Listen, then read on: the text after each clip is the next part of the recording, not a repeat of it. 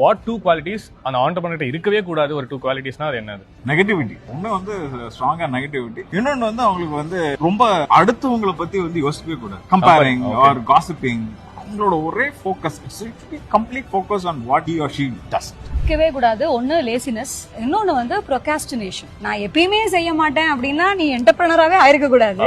ரெண்டாவது இன்னைக்கு இல்ல, I will do it at the last moment but I will deliver it அப்படிங்கிறது. ரெண்டு குவாலிட்டி வந்து ஒரு ஆண்டர்பிரினர் இருக்கவே கூடாதுன்னா என்ன சொல்லுவீங்க? மொதல் எடுத்தோம்னா தலாகணும்னு சொல்லுவாங்கல்ல, இப்போ இந்த வேலையில் நான் தான் பண்ணுவேன் அப்படின்னு இருக்கவே கூடாது. ஏன்னா எப்பயுமே சொல்லுவாங்க ஒரு ஃபிஷ்ஷை விட இன்னொரு ஃபிஷ் பெரிய ஃபிஷ் இருந்துட்டே இருக்கும்.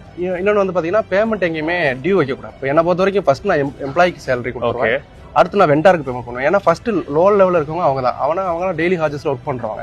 நான் என்ன சொல்றேன்னா டைம் வேஸ்டர்ஸ்ன்னு இருக்கு. டைம் வேஸ்டர்ஸ் என்னங்கிறது அவர் புரிஞ்சுக்கிட்டு, இப்போ எல்லாரோட டைம் வேஸ்டர்ஸும் ஒரே மாதிரி இருக்காது.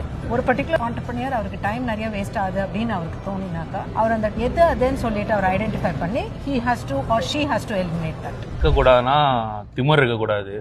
அது இருந்தால் எண்ட் ஆஃப் த டே வந்து ஸ்டார்டிங்ல நல்லா இருக்கும், ஆனால் நம்மளை அழிச்சிரும். இன்னொன்று வந்து நோ சொல்ல கற்றுக்கணும். நெகட்டிவிட்டி இருக்கவே கூடாது மைண்டில்.